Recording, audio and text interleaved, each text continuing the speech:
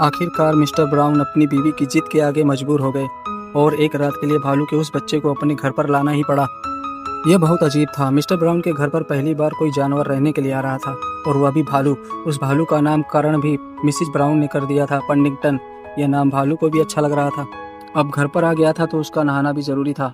Mrs brown ने उसे fresh होने के लिए बाथरूम में भेज दी थी। जंगल में रहने वाले छोटे से भालू के बच्चे के लिए सब कुछ नया ही था। वह बाथरूम में आया तो उसे सब कुछ बड़ा अजीब लग रहा था। ब्रश को मुंह में डालकर दांत साफ करने के बजाय वह उसे अपने कान में डाल देता है और कान की सफाई करने लगता है। उसे ब्रश से कान की सफाई करने में मजा आ रहा था। इतने से भी उसका मन नहीं भरा तो वह कान की गंदगी को टेस्ट करने लगा, जो उसे बड़ा अजीब लगने लगा था। कान की गंदगी के टेस्ट से उसका मुंह चलने लगा था। उसे कुछ समझ में नहीं आ रहा था कि वह क्या करे। मुंह की जलन को खत्म करने के लिए वह अपना मुंह टॉयलेट पोर्ट में डाल देता है और उसका मुंह टॉयलेट में ही फंस जाता है, जिसे निकालने के चक्कर में वह उछलकर ऊपर लटक जाता है और उसकी गलती से पानी का फव्वारा चालू हो जाता है। अब उसे तो ये मालूम नहीं था कि पानी कैसे बंद होता है, जिसकी वजह से पूरे बाथरूम में पानी भरने लगता है। एक तरफ भालू अपनी हरकतों से मुसीबत में पड़ गया था और दूसरी तरफ डिनर की तैयारी हो रही थी। वह लोग आपस में ही बातें कर रहे थे। मिसिज ब्राउन को भालू की बात सच लग रही थी, लेकिन मिस्टर ब्राउन उसकी बात पर बिल्कुल भी यकीन नहीं कर रहे थे।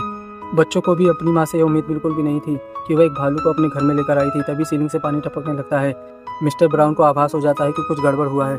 मिस्टर ब्राउन घबराए हुए थे और वह दौड़ते हुए ऊपर के कमरे की तरफ जाते हैं। दरवाजा बंद था और वह जैसे ही दरवाजा खोलते हैं उनके पूरे घर में बाढ़ आ जाती है। भालू बाथटब में बैठा हुआ पानी की लहरों के साथ सीधा डिनर टेबल के सामने आ जाता है। भालू की इस हरकत से मिस्टर ब्राउन बहुत नाराज हो जाते हैं। वह कभी सपने में भी नहीं सोचे थे कि एक भालू के कारण उनके घर में बाढ़ आ जाएगी। भालू को अपनी गलती का एहसास था। वह जानता था कि उसकी वजह से मिस्टर ब्राउन का बहुत नुकसान हुआ था। वह शर्मिंदा था। वह अपनी आंटी को पत्र लिखता है कि जैसा तुमने बताई थी वैसा तो लंदन बिल्कुल भी नहीं है। यहाँ लोग किसी से बेवजह बात भी नहीं करते। घर पर रखने की बात तो छोड़ दो। भालू मिस्टर ब्राउन के बारे में और उनकी फैमिली के बारे में भी अपनी आंटी को लिखता है। वो बताता है कि सब लोग बहुत अच्छे हैं। वह घर के एक एक सदस्य के बारे में सब कुछ लिखता है।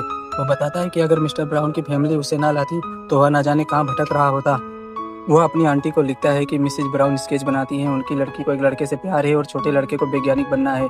उनको वह लेटर लिख ही रहा था कि वह मिसेज ब्राउन आ जाती हैं, जिसे देखकर भालू लिखना बंद कर देता है और अपनी गलती के लिए उनसे माफ़ी मांगता है।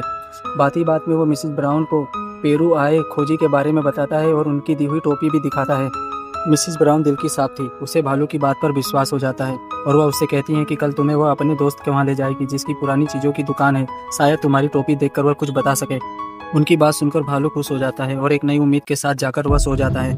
वहीं दूसरी तरफ एक आदमी बड़ा सा पैकेट लिए हुए घर में प्रवेश करता है। दरअसल वह एक लेडी के लिए काम करता था। उससे विलुप्त जाति के प्राणी पालने और पुरानी चीज़ों के कलेक्शन का शौक था। वह आदमी उस लेडी के लिए एक विलुप्त जाति के बंदर को लेकर आया था, जिसे देखकर वह लेडी खुश हो जाती है क्योंकि उसे उम्मीद थी कि वह बंदर उसके कलेक्शन में चार चांद लगा देगा। बात ही बात में वह उस लेडी को बताता है कि उसने एक विलुप्त जाति के भालू को देखा है और जैसे ही वह बताता है कि वह सिर्फ खाने में आमलेट ही खाता था तो यह सुनकर वह लेडी चौंक जाती है, क्योंकि उसे यकीन हो जाता है कि वह उसी भालू के बारे में बात कर रहा है जिसकी फोटो उसके पिताजी लाए थे, जो वही खोजी थे। सुबह होने पर भालू उठता है। वह बहुत खुश नजर आ रहा था क्योंकि आज मिसेज ब्राउन उसे उस पुरानी चीज़ों के दुकान पर ले जाने वाली थी और किस्मत सही हुई तो उस टोपी का राज भी वहीं मालूम हो जाएगा। सुबह वह जल्दी तैयार हो जाता है। नाश्ते की टेबल पर भी वह कुछ ना समझने के कारण उससे गलतियां होने लगती हैं, जिसे मिसेज ब्राउन नज़रअंदाज कर ले जाती हैं। भालू की गलतियों को भूलकर सब लोग अपनी अपनी ड्यूटी और स्कूल जाने के लिए साथ में घर से बाहर निकलते हैं। वह लोग मेट्रो स्टेशन पर जाते हैं क्योंकि यहाँ से ही मिस्टर ब्राउन अपने ऑफिस जाते थे और बच्चे स्कूल जाते थे। मिसेज ब्राउन किसी को भी नहीं बताती कि वह भालू को लेकर अपने दोस्त के शॉप पर जा रही है। भालू को लेकर मिसेज ब्राउन अपने दोस्त की दुकान पर पहुँचती है। मिसेज ब्राउन का वह स्वागत करता है। मिसेज ब्राउन उसे खोजी द्वारा दी गई टोपी के बारे में बताती है। वह टोपी देखकर वह कुछ बता ही रहा था कि वहाँ एक आदमी आता है जो लोगों के बटुए चुरा रहा था। तभी उसके हाथ से एक बटुआ गिरता है। भालू की नज़र उस पर पड़ती है। उसे लगता है कि वह बटुआ उसका ही गिरा है। वह बटुआ लौटाने के लिए उसके पीछे भागता है और वह चोर को लगता है कि वह उसे पकड़ने आ रहा है। चोर आगे आगे भागता है और भालू पीछे पीछे। चोर को उम्मीद नहीं थी कि एक भालू उसका इस कदर पीछा करेगा। वह कार से भागने लगता है। यह देखकर पुलिस भी उसके पीछे भागती है। आखिरकार भालू उस चोर को पकड़ने में कामयाब हो जाता है, लेकिन उसके पास से बहुत सारे बटुए गिरते हैं। तब भालू को समझ आता है कि वह तो चोर है। यह देखकर चारों तरफ से भालू को शाबाशी मिलने लगती है।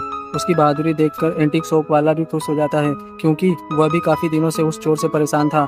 वह टोपी में निशान को देखकर उस खोजी के बारे में महत्वपूर्ण जानकारी देता है।